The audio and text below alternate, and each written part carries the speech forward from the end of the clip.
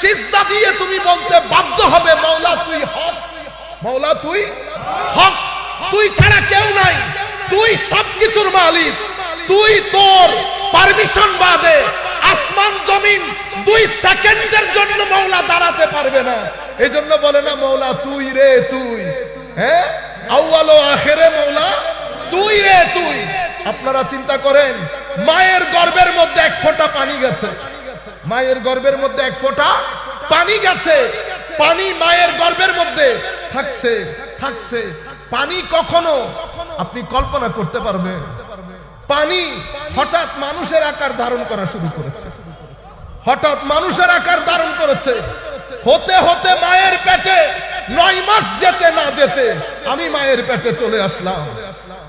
মার সাথে খেলা করি, টান দেই, মায়ের গর্ভের মধ্যে আমি শ্বাস প্রশ্বাস গ্রহণ করি, মায়ের গর্ভের মধ্যে। আউয়াল ও আখিরে মাওলা তুই রে তুই।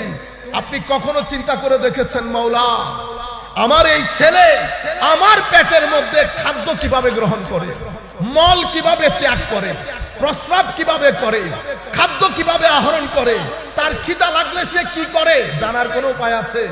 পৃথিবীর কোনো মানুষ না। আপনারা সিনা দিয়ে আমার আল্লাহকে অনুভব করার চেষ্টা করেন, কেউ নাই সেই দিন। আমার আল্লাহ খিদা লাগার দে, আমার আল্লাহ পেটের মধ্যে মায়ের পেটে খাদ্যের ব্যবস্থা করে দিয়েছে, দেন নাই? এরপরে আমার আল্লাহ দুনিয়াতে আমার আসার জন্য ঠিক যেই পরিস্থিতির দরকার সেই পরিস্থিতি তৈরি করে দিলেন। দুনিয়াতে আমি আসলাম, এতদিন মায়ের বুকে কোনো দুধ ছিল না, আজি হঠাৎ মধ্যে মায়ের বুকের দুধ এসে গেল। ছেলেও বুঝতে পারছে আমি যখন এসেছি। কখনো চিন্তা করে দেখেছেন আমাকে কে বলেছে মায়ের বুকে দুধ আছে?